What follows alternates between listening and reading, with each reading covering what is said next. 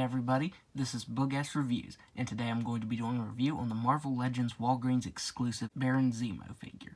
So before we take a look at Baron Zemo, let's take a look at the accessories that he comes with. So first up, he comes with 2 accessory holding hands.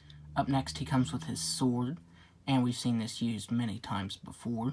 The silver on the blade is done really nicely. It's a really shimmery silver color. That looks really nice. And finally, he comes with an alternate left-fisted hand and another accessory holding hand. This time, this one has a trigger finger. That's the only difference that I can see. This one's molded together to hold the sword. Either of them can hold the sword, though. He didn't come with any sort of pistol or anything, but if you have some extra Marvel Legends parts, you could give him a pistol or something in this hand. I'm probably going to leave the sword in this hand, though. I don't know why, but I think this one just looks better on him. So now let's go ahead and take a look at the head sculpt. Hasbro did a really good job on this. At first I thought the lines were painted on, but they're, well, they are painted on, but they're sculpted and painted on, and that looks great. The gold piece around the head looks really good. The sides, I do wish they would have been actually colored gold, like the top here, but on the sides it's just that marbleized plastic. It would have been nice if they would have painted this shimmery gold over top of it, but still it looks pretty good.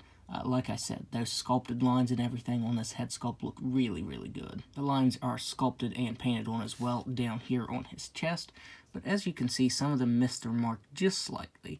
As you can see, this one's over to the left a little bit, this one's over to the left, this one's really over its mark. It's straight up here and then kind of goes left like that.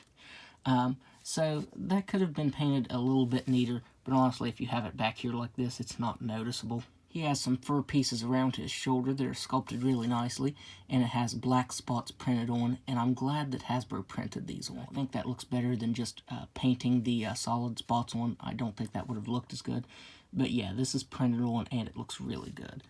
Baron Zemo reuses some parts from Dormammu. I think Comic Red Skull might have also used some of these parts. His belt right here is done in that marbleized, I guess it's kind of a gold collar. I'm pretty sure these are the Bucky cap legs, but there's so many other pieces on this figure that it's really not noticeable. You get some more of those fur pieces down here on the tops of the boots with those printed spots, and as I said, I think that looks really good. And the weird thing is on the right boot, mine has some black scuff marks on it. I'm not sure where that came from, but yeah, that looks kind of funny there. I also wanted to mention that the lines on the gloves are pretty clean. They came out pretty good. And just the colors on this in general look really nice. The purple, pink, and yellow just really pop.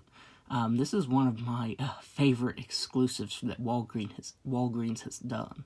So now let's go ahead and go over his articulation. He has a ball-jointed head that can look up all the way. He can look down just a little bit. He can move side to side. And he can move his head all the way around because it's on that new type of ball joint. He has ball-jointed shoulders, which, as you can see, this kind of wants to go up because this piece is just attached. Yeah, it's attached around the joint there, the shoulder joint, which you just need to pop that back in like that. It is attached up here, so it won't go anywhere. But he has ball-jointed shoulders that can move out all the way. He has swivel at the bicep, double-jointed elbow that can bend in all the way. On the alternate right hand, he has a hinge at the wrist that can move up and down very nicely and side to side. And on the regular one, and both left hands, he just has the normal swivel that moves up and down and side to side. He has an ab crunch that can move back all the way, forward all the way. The belt does not hinder that. He can move his waist side to side. It will shift up just a little bit, but you just need to push it down and it'll set back to where it needs to be.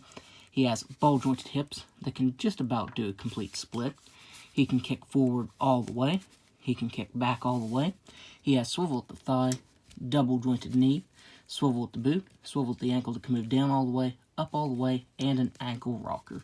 So now, let's do some size comparisons. So first up, here he is next to the Mandroid Wave Baron Zemo figure. The lines on the head were sculpted on, but on the chest piece there, it was all just painted on. It wasn't raised or anything. Here he is next to Citizen V.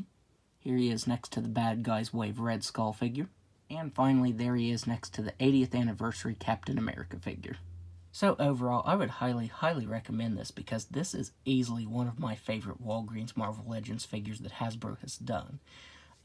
Right now, it's only available on Walgreens.com. It's not available in the stores. It keeps going in and out of stock, so if you haven't got it yet, just keep checking Walgreens site. So yeah, definitely do not miss out on this figure. It is really awesome. So that's my review. If you like this review, be sure to hit the like button and subscribe to my channel. Thanks for watching.